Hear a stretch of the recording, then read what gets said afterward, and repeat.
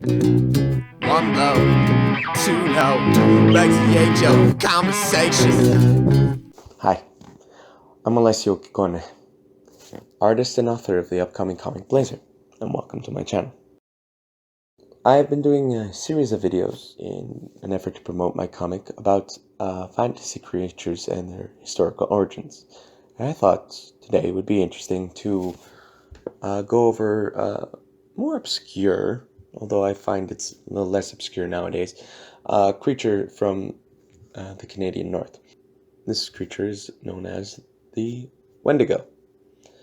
It has many names other than just wendigo. There's witico and windigo, a host of others that I cannot pronounce. But another thing is that there's also in other North American native cultures, there are also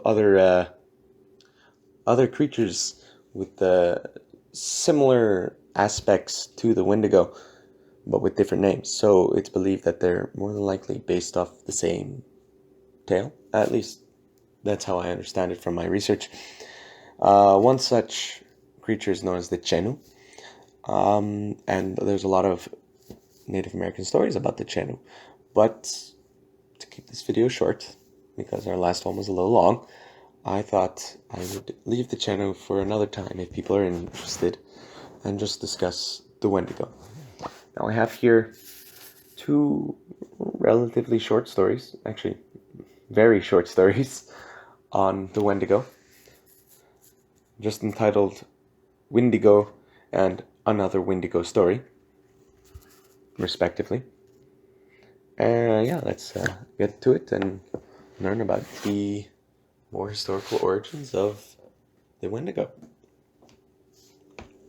One winter, a newly married couple went hunting with the other people. When they moved to the hunting grounds, a child was born to them. One day, as they were gazing at him in his cradle board and talking to him, this child spoke to them. They were very surprised because he was too young to talk. "Where is the Manidogisiki?" I am so sorry if I messed that up. "The sky spirit," asked the baby. "They say he's very powerful, and someday I am going to visit him." His mother grabbed him and said, You should not talk about that Manido that way." A few nights later, they fell asleep again with the baby in his cradle board between them. In the middle of the night, the mother awoke and discovered that her baby was gone. She woke her husband, and he got up, started a fire, and looked all over the wigwam for the baby. They searched the neighbor's wigwam, but could not find it. They lit birch bark torches and searched the community, looking for tracks. At last they found some tiny tracks leading down to the lake. Halfway down to the lake, they found the cradle board, and they knew then the baby himself had made the tracks, had crawled out of his cradle board, and was headed for the Manido. The tracks leading from the cradle down to the lake were large, far bigger than human feet, and the parents realized that their child had turned into a wendigo, the terrible ice monster who could eat people. They could see his tracks where he had walked across the lake. The Manidogisik, I think I did a better job there, had 50 smaller Manidog, or little people, to protect him. When one of these Manidog threw a rock, it was a bolt of lightning. As the Wendigo approached, the Manidog heard him coming and ran out to meet him and began to fight. Finally, they knocked him down with a bolt of lightning. The Wendigo fell dead with a noise like a big tree falling.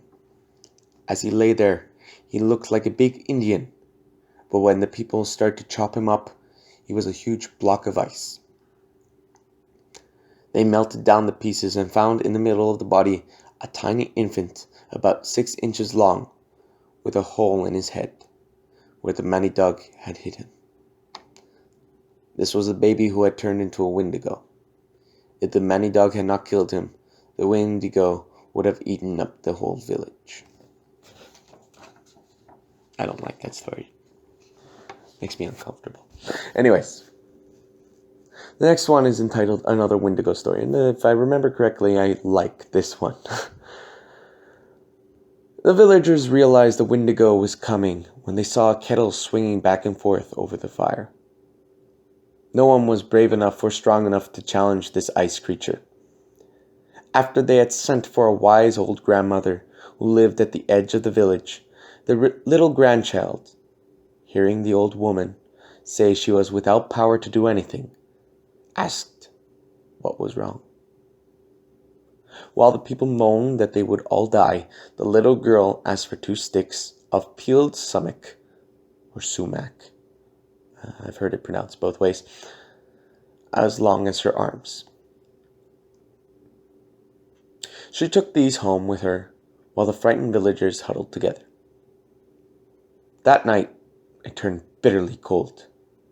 The child told her grandmother to melt a kettle of tallow over the fire. As the people watched, trees began to crack open and the river froze solid. All this was caused by the Wendigo, as tall as white pine trees coming over the hill.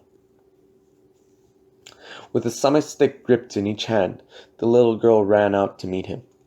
She had 2 dogs, which ran ahead of her and killed the Wendigo's dog. But still the Wendigo came on. The little girl got bigger and bigger, until when they met, she was as big as the Wendigo himself. With one sumac stick, she knocked him down. With the other, she crushed his skull. The sticks had turned to copper. After she killed the Wendigo, the little girl swallowed the hot tallow and gradually grew smaller until she was herself again. Everyone rushed over to the Wendigo and began to chop him up. He was made of ice, but in the center they found the body of a man with his skull crushed in. The people were very thankful and gave the little girl everything she wanted. Yeah, and that's it. Very common depiction of the Wendigo.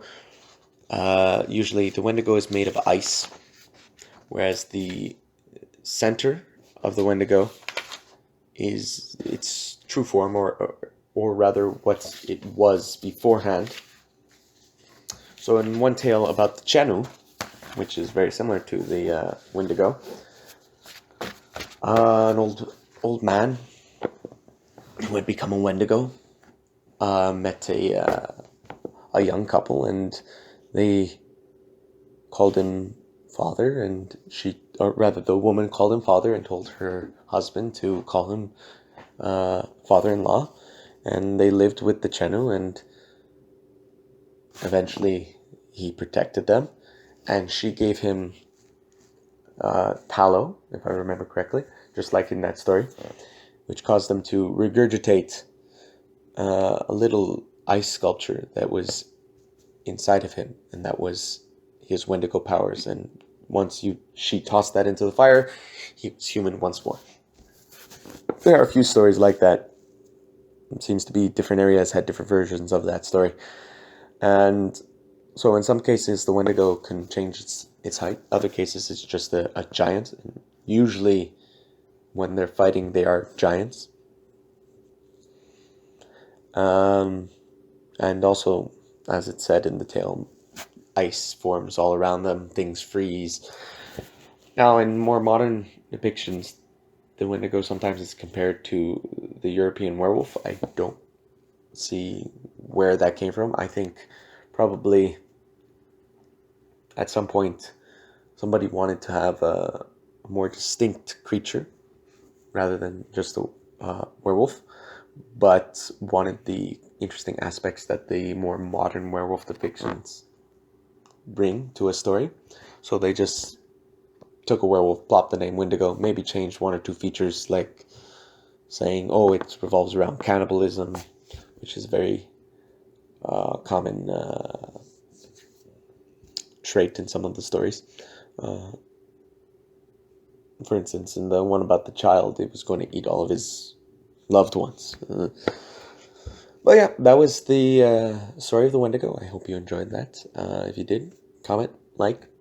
Comments are more interesting than likes, to be honest. And yeah, I'm going to be doing more stuff pertaining to these types of topics. Maybe I'll also be touching on less folkloric history and more realistic history, military history, stuff like that. I was planning on maybe doing some history of Quebec City. That might be interesting. So yeah, if you like, stick around, check what else I got. And as always, have a nice day.